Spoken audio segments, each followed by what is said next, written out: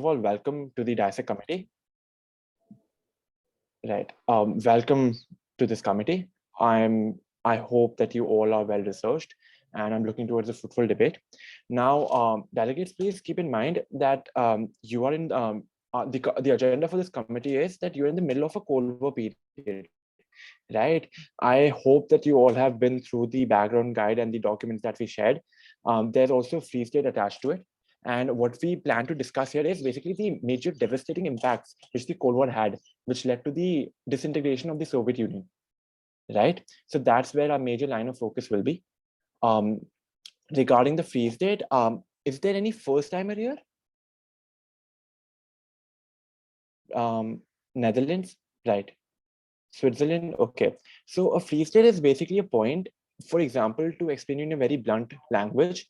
For example, this committee will be hosted on just a hypothetical situation. If this committee is getting hosted today, then obviously you wouldn't know what's happening tomorrow, right? Similarly, all the incidents which are past the freeze date are not counted in the committee. You cannot cite them, right? So for example, if I say that this committee is being hosted in 1994, 1995, then you cannot say that the UN section is Antonio Guterres, right? That'll be a point of order, because at that particular point of time, there is nobody called Antonio Guterres. So that's what in a very blunt language, that's what a freeze date actually means. Now, Vedansh, do you need to add something here? Vedansh? No, Shaurya, thanks. Right. First of all, any questions regarding your research? Anything at all? Any doubts? I had a doubt regarding the topic. In topic, it said that we are assessing the future of a unipolar world, right? Yes. The top. So are we discussing only about the Cold War, or do we also need to discuss, like, if a future there's a unipolar world, what our country at that point needs? Like, if our country needs a multipolar world at that time, so we advocate for it. Right. And look, basically what your country needs is, I'm not going to say anything specific, but for example, if your country needs something, then you recommend that in your GSL, right? That's what the GSL is all about. Yeah. That's what you suggest via GSL. Any other questions? Yes, I had a question. Yes. Could you please just kind of elaborate on to what would be the committee focusing more on? Would it be the disintegration of USSR or the future of the unipolar world? Like, what should be the basic approach towards this? Well, it can be both actually, because keeping in mind this is a DISEC, the mandate of DISEC covers both these aspects, right? Also, delegates, please acknowledge the presence of a chairperson. She's here. Right. So seeing that, hello. yeah. Am I audible? Yes, yes. Great. Good evening, guys. This is Diksha, and I'll be serving as your chairperson for the committee. Sure, if you're in the middle of saying something, please go ahead. Right. All I was saying was that the DISEC mandate covers both these aspects. It's up to the committee on how you decide to, take it in your mod cock or, address which issue where. So that's completely up to the committee. We have not specialized, or we have not finalized on anything yet. That's completely up to you. Any more questions?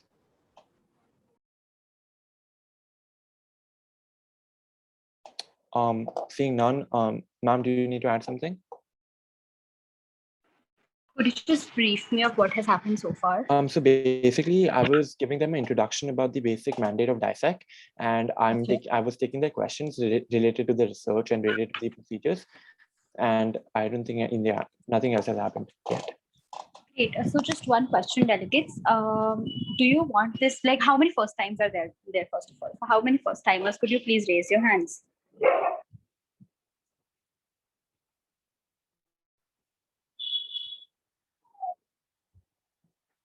Okay, so we have 4 first timers here, which is not a large number. So I would like to ask the delegates, how do they want the committee, like the training session, to go? Particularly, do you want me to explain every ROP that's there, or say how a committee is supposed to be and how an MUN works basically? Or would you just want me to answer your questions? I mean, how would you guys want it to go? Because I want to understand where you all stand and then see where to lead the training session. So would someone just tell me, or if there's like a consensus about how you want to like have the training session go?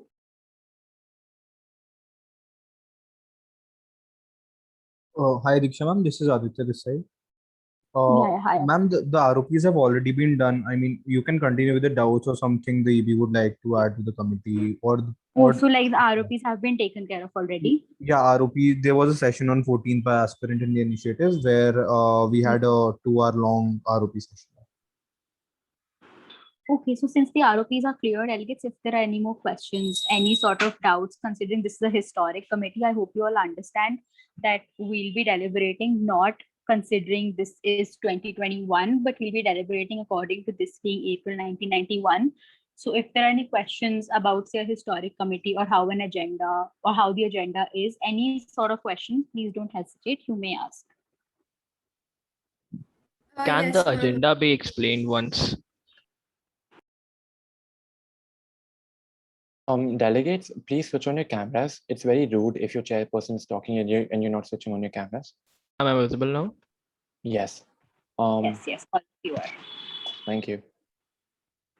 Yeah, so someone had a question. Could you repeat? I couldn't hear you.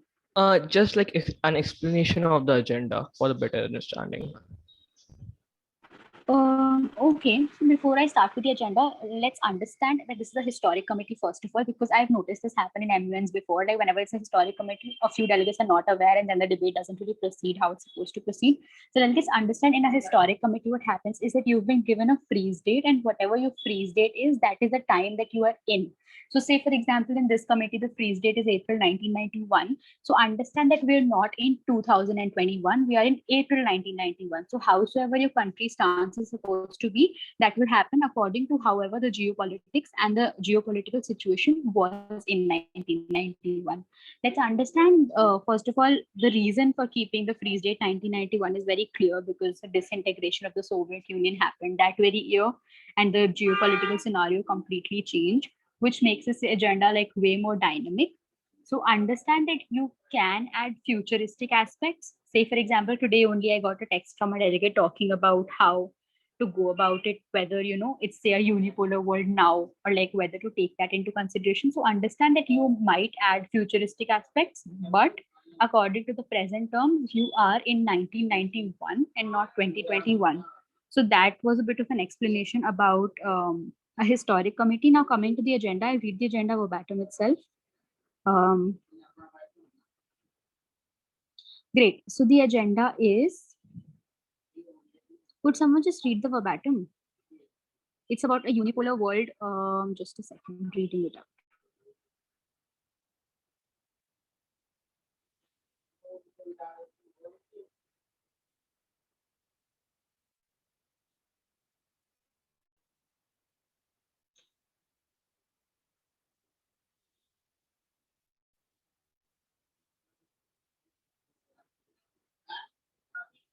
Great. So it reads, deliberating on the future of a unipolar world with the disintegration of the Soviet Union, freeze date being April 1991.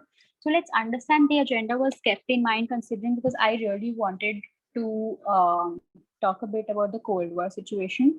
And since the Cold War events starting from 1945 to 46 from till the 1990s, the Cold War had a certain turn of events which were very factual in nature. Say, for example, the Cuban Missile Crisis happened, or even before that, say the Korean War happened, the Chernobyl incident, or proxy wars. When all of that was happening, these are very factual events on which there is not much to debate about. It's just a fact of knowing these as knowledge that, oh yes, this happened and that's it. You wouldn't really want to debate on it, which is why the agenda has been made futuristic, but in a historic sense. That is quite an oxymoron, that the agenda is futuristic. So you being in 1991 will be talking about how the future of the world looks like, considering the situations that are there. Say, for example, the current situation in the committee would be a disintegration of the Soviet Union and the fall of the communist structure that the Soviet Union had adopted, right? So in that sense, having that sort of a bent of mind or that sort of a political structure fall, where does the global situation stand, considering that there were two very divided blocks? Like, there was a clear dichotomy between the Western world and the Eastern world. In fact, like a very physical dichotomy as well, with the Berlin Wall being constructed. So understand that in that sort of a situation, when there are two very divided blocks, the Eastern bloc and the Western bloc, when there's a complete fall of a political ideology that the Eastern bloc follows, it affects geopolitical structure in a big sense, because when the Soviet Union falls, it does not just signify, failure of the communist structure of government. It also signifies, a loss of what might happen from, guys, just a second, my dog is barking. Just give me 1 minute.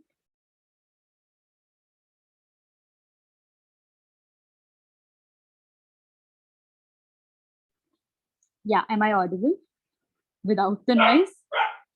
Just a second.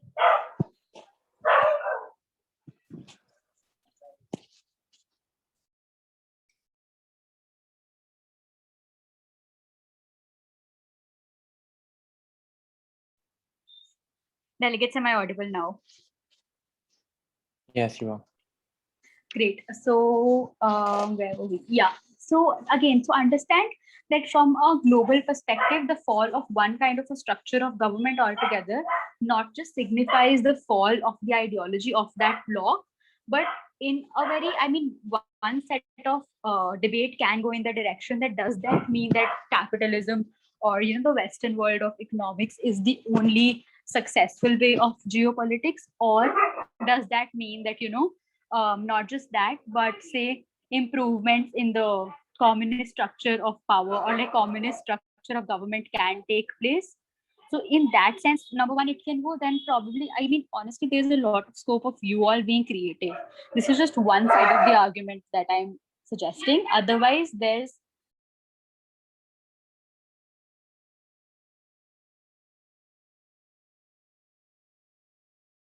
yeah. So again, so these are just two ways that the debate can go into, but there are like a lot of other creative ways in which you can probably take the debate.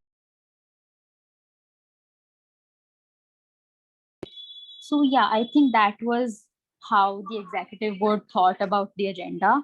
Otherwise, there's a lot of creative scope, honestly. These are just like a few viewpoints that I sort of gave. Otherwise, there are like a lot of scopes the debate can go into. There's a lot of scope of lobbying as well in terms of block formation. However, understand that howsoever the lobbying happens in the debate room, make sure that it is according to how the actual geopolitical structure was at that point of time.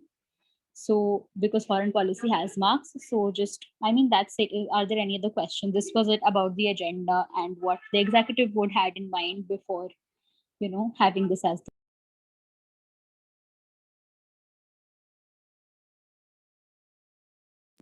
Are there any questions, guys? Like any sort of questions, comments, something you want me to talk about?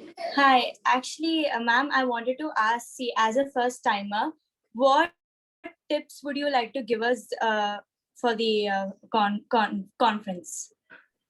Okay, so firstly, primarily, every first timer, there's a lot of the main problem lies that a lot of first timers can be intimidated from the entire MUNing setting. However, in the online MUN circuit, that has come down because I have actually seen first timers being very intimidated in an offline conference. So in an online conference, that has come down. However, if at any point of time you're a first timer and you think you have a doubt, or others seem very well versed with ROPs, please do not hesitate. You can approach the executive board very without hesitating. There's nothing of marks being cut off, that sort happening. So first of all, please do not hesitate.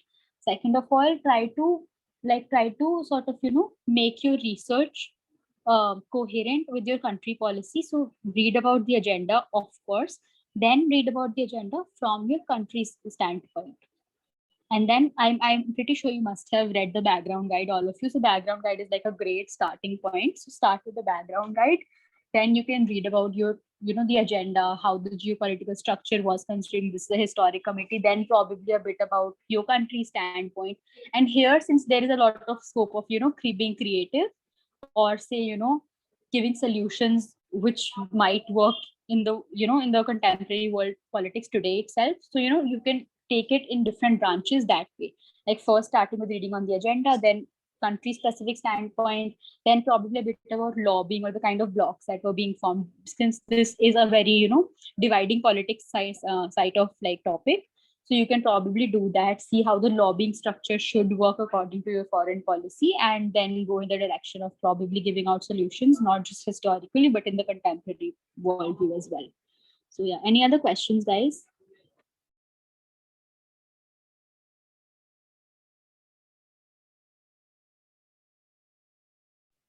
Delegates, do we have any other questions, comments, something you want to talk about? Being a one-day committee, would there be DR in this, or just a press release would be there?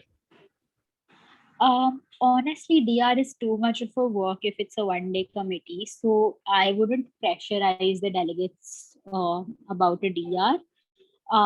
But if you all want to, like the executive board is no one to sort of stop you from doing that. So if you all want to have a DR, go ahead if that's by consensus. Otherwise, a press release works, a communique works. I mean, honestly, on that round, whatever the delegates have consensus with works. Okay, yeah, got it.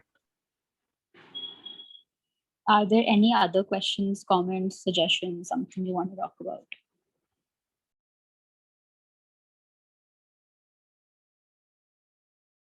Also, guys, just one thing, seeing that this is an online conference, focus more on the debate, because we as an executive board always, mark much more on the debate rather than on paperwork.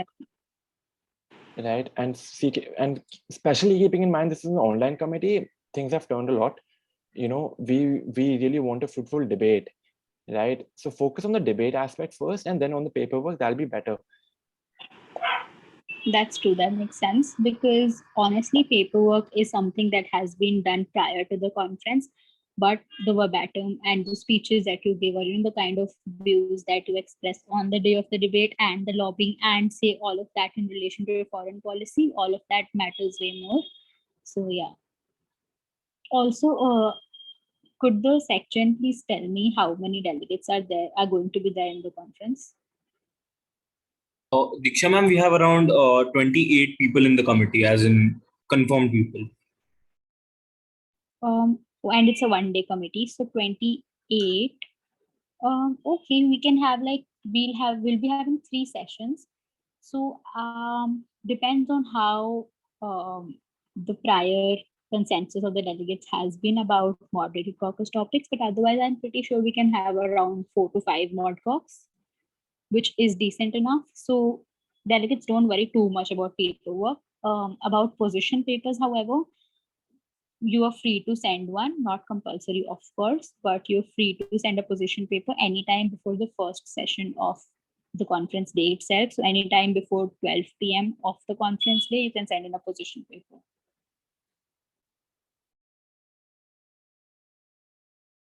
Any other questions, comments, something you want to talk about, something you want us to explain? Ma'am, will position papers be marked? Yes, ma'am, they'll be marked. Okay, ma'am, thank you. Ma'am, Any I other had a questions? doubt Yeah. regarding the working papers. So, first thing, is it will the working papers be marked? And secondly, would they be will we have an opportunity to discuss them as a modcock topic or something like that? Ma'am, again, as I mentioned before, however the paperwork has to go, it all depends on the consensus of the delegates. However, just like Shaurya mentioned as well, we aren't focusing too much on the paperwork since it's a one-day committee. We're more focused on listening to you talk and listening to your speeches and seeing how well you're present in the committee instead of documentation. So towards the end, however the documentation turns out, of course, there is a separate column for, marks towards documentation. But otherwise, I would suggest please focus on verbatim. If you all want, I can discuss my marking criteria. So can the other 2 executive board members, by which you'll have a fairer idea. So would you guys want that? Yes, ma'am, please. Yes, that would be great. Great. Okay, great. So when it comes to my marking criteria, the weightage that I give when it comes to the ratio of chits and verbatim, it depends first on the number of people in the committee, but I think here let's keep it to 80-20. or if all 28 are present, then the ratio will come down in terms of probably 70-30. But again, depends on number of people in the committee. However, not more than 80-20, 70-30, somewhere around that will be the verbatim to chit weightage. And besides that, I definitely mark on verbatim and on POIs. I don't really mark individual speeches so much. I mark the overall speeches, overall howsoever the verbatim has gone and how well the delegate has been able to answer POIs. POIs is a big point for me because honestly, POIs do reflect your presence of mind, or, it taps into the kind of research that you've dealt with. So POIs and replies to POIs definitely. Then say 5 marks for foreign policy, then say 5 marks for overall documentation. So, there are these 4-5 criteria which will come to verbatim: foreign policy, documentation. Lobbying is a big aspect. Like if you just lobby with someone you're not supposed to be, or form a block with someone you're not supposed to be, that means minus points. And diplomatic courtesy. So those are the kind of points I mark upon. Shaurya and Vedansh, would you like to elaborate on yours? Yeah. So so honestly, my criteria for chits is not a fixed one. I change my criteria depending upon the delegation size, of course. So a hypothetical situation will be, for example, right now if we have 28 delegates, then I think comparatively the weightage which chits will have will be comparatively very low, because 28 delegates can easily have a chance to talk or to chance to decide the speeches at least 2 to 3 times in a one day committee, right? That's my opinion. So that's, I think, what you're saying, how applicable your solutions are, if there are any in your speeches, that's where my focus goes, and that's where how I mark your speeches. And so basically for me, it'll totally be your speeches, and your chits and your verbatim, as ma'am said, will have a little bit weightage, but I look favorably upon how much you guys speak and what you're speaking. So yes, Vedansh.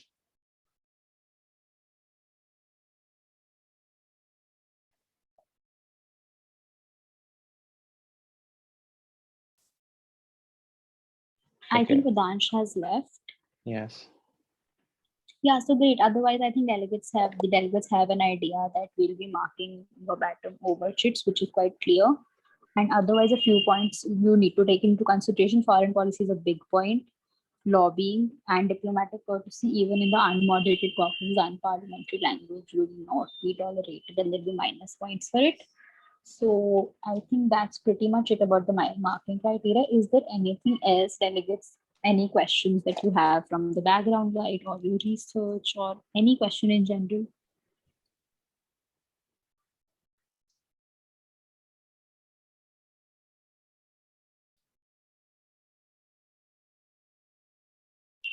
Great. I don't think there are any more questions. However, if there is something, I'm available on WhatsApp or on calls. You guys can leave a text. So yeah, that's it. I'll see you at the committee. Then I hope you've researched well. Please make sure everyone has read the background guides, because I'll give you a good kickstart to your research. Plus in the background guides, there are a few links which you all can consider. So I think that'll be it. Diksha ma'am, is that it? Do we end the session Yeah, now? I think we Yes. should. They have